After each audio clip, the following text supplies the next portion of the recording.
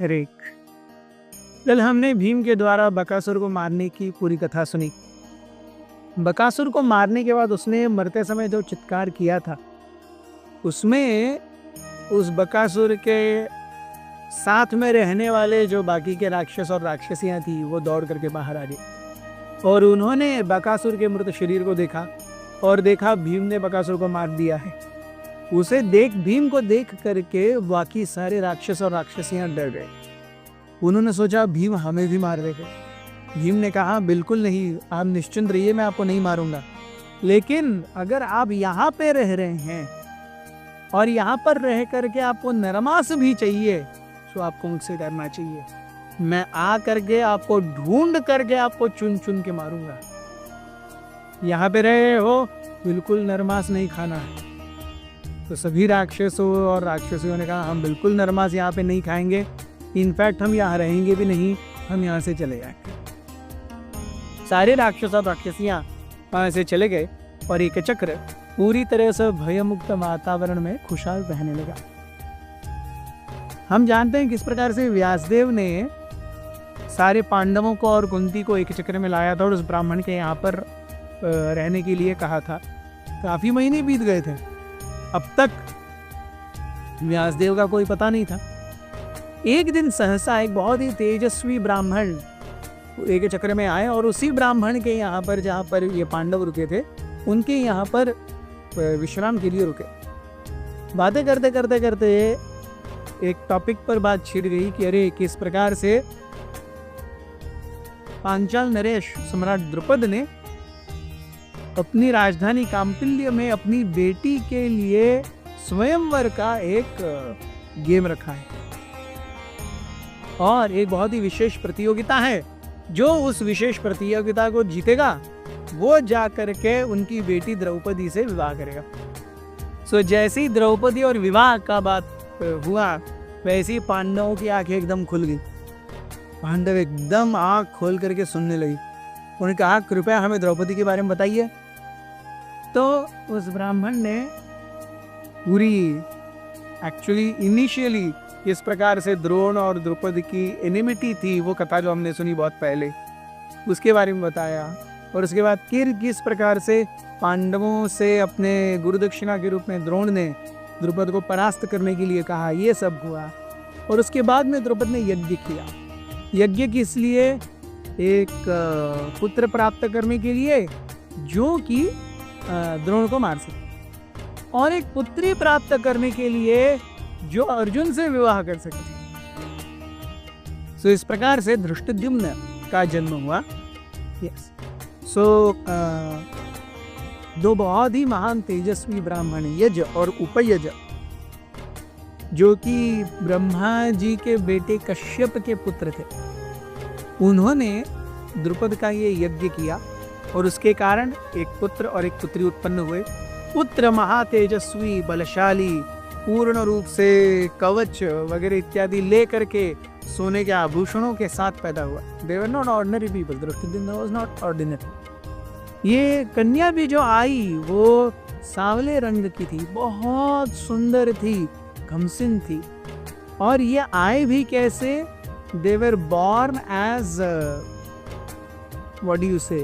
Youth.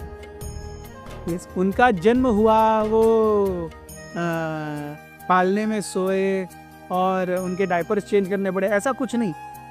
Dhrishtadyumna and Draupadi they appeared as youth. उनका बचपन नहीं है।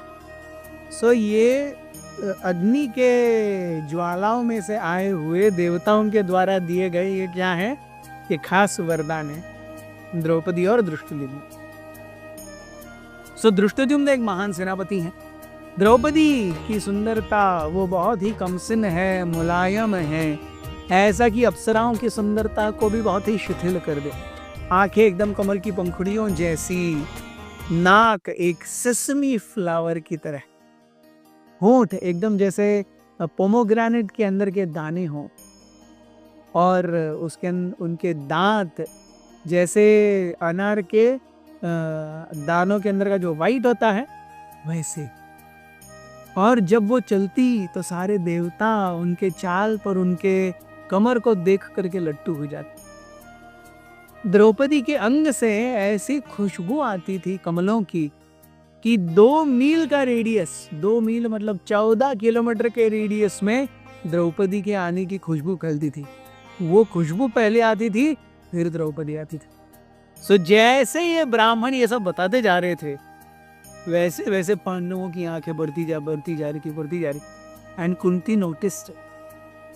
उस रात को जब सब सो गए, वो ब्राह्मण परिवार सो गया और कुंती और अपने बाकी 5 पुत्रों के साथ में अपने रूम में आ गई, तो उस समय कुंती ने कहा कि हम यहाँ पर बहुत समय रह चुके हैं, we should actually go to Panchal, और हमें उस स्वयंवर में भाग लेना चाहिए। देखेंगे तो क्या होता है, वो भी क्षत्रिय है, हम भी क्षत्रिय है, देखते तो क्या होता है।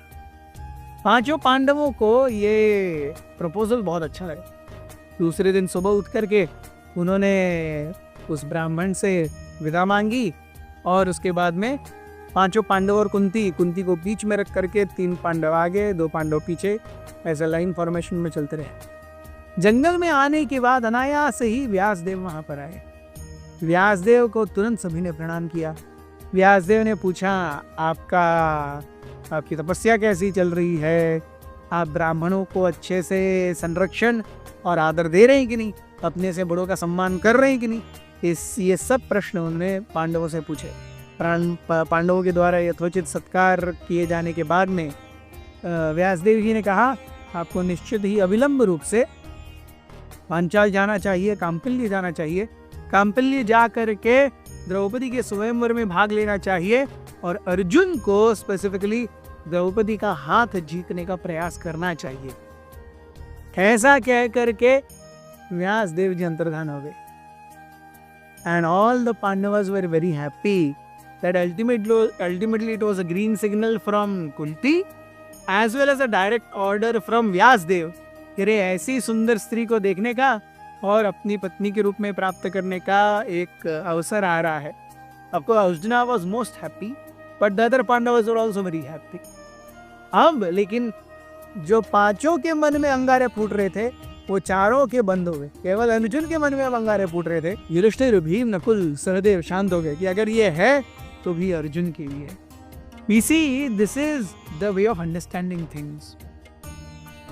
जब द्रौपदी की सुंदरता के बारे में सुना, 4 के मन में क्यूपिड या कामदेव ने घंटी बजाई। लेकिन जो व्यासदेव ने आकर के स्पेसिफिकली कहा कि अर्जुन ने द्रौपदी का हाथ लेने का प्रयास करना चाहिए, बाकी 4 ने प्रोटेस्ट नहीं किया। अरे ये क्या है, वही क्यों, हम क्यों नहीं? युधिष्ठिर या भीम बोल सकते थे, मेरी फिजिकल प्रोग्रेस ज्यादा है, मैं करूंगा। युधिष्ठिर बोल सकते थे, मैं सबसे बड़ा हूं, मैं करूंगा। No, they understand that when some things are coming they are for a higher cause, और अपने से बड़ों की आज्ञा ये स्पेसिफिकली माननी चाहिए, और उसके अनुसार क्या है, अपने ही जीवन में अपनी कुछ इच्छाएं हो, उन्हें फॉरगो करने के लिए रेडी होना चाहिए। So when initially they heard Draupadi's beauty, everyone had desires in their mind. But when Vyasdev specifically said Arjuna को ही आगे बढ़ना चाहिए, बाकी 4 शांत हो गए without any hesitation। अच्छा, अर्जुन के साथ में ऐसा भी नहीं कह रहे तेरे को मिल रही है, आप तेरा और हमारा खत्म, हम तेरे से युद्ध करेंगे, द्रौपदी को लेके जाएंगे, ऐसा भी नहीं। This is the beauty of Pandavas. Thank you very much. अथ श्री महाभारत कथा।